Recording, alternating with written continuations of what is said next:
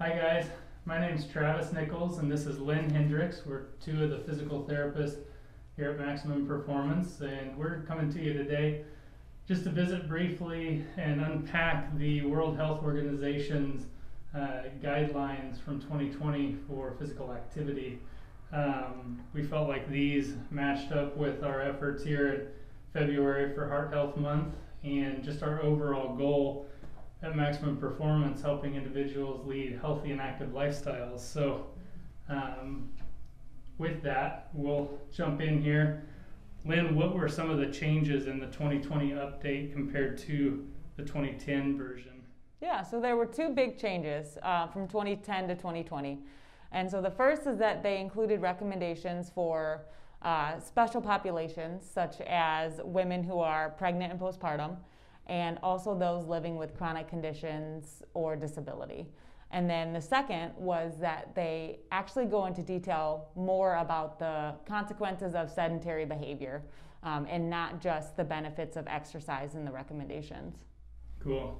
So is there anything that stood out to you or that was alarming in the paper? Yes. So there was one stat that I found extremely alarming while I was reading it. So it was that 27.1 of adults do not get the recommended amount of exercise per week, which was semi-expected. But also that 81% of children and adolescents do not get the recommended amount of exercise per week, which I just think is crazy because those habits are created young. So if those kids are creating the habits of being very sedentary at such a young age, that's going to carry through their lifespan and carry into being adults and all of the possible comorbidities that may come along with it. And that's tough to change over time. Yeah, absolutely. Yeah, those are ingrained early. So what are some of the specific recommendations that came out of this? So there are three main groups. So those are going to be children and adolescents, which is ages 5 to 17, and then adults, which is ages 18 to 64, and then older adults, which is 65 and above. So for those children and adolescents, they recommend at least 60 minutes a day of moderate intensity physical activity. They don't put a weekly number on for kids, they just say at least 60 minutes a day. And then they also like for 2 days a week for them to try to incorporate some sort of strengthening activities and also some more vigorous or higher intensity activity as well. And then for adults, it's 150 to 300 minutes of moderate intensity activity or 75 to 150 minutes of vigorous intensity activity. And then they also recommend those 2 days a week of strengthening activities included in that.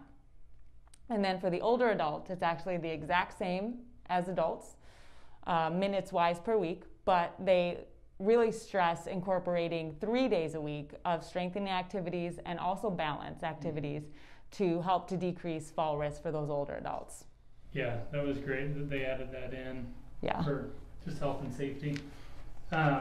So when we think, I guess initially that can kind of be overwhelming for people thinking of 150 to 300 minutes in a week. So I guess what does that break down to for the average individual who maybe tries to exercise 4 to 5 days a week?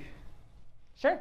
So for 5 days a week, it's going to be 30 to 60 minutes of the moderate intensity activity, and then or 15 to 30 minutes of the vigorous intensity activity.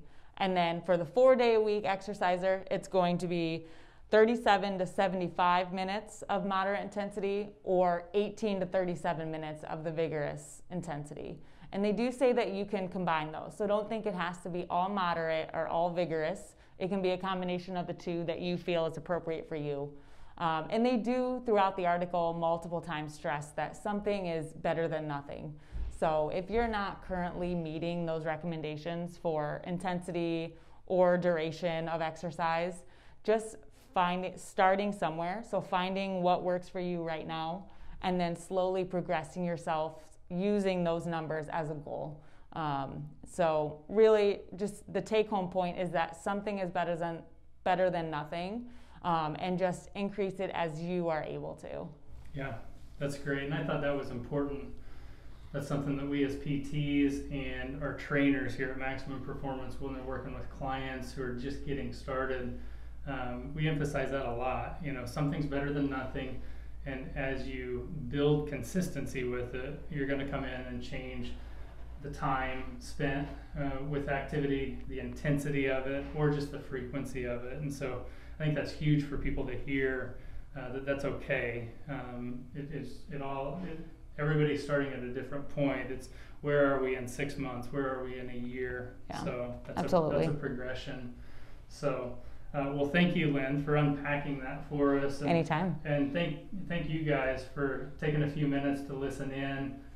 We just wanted this to be hopefully some encouragement to help everybody understand the importance of being intentional with getting that regular physical activity.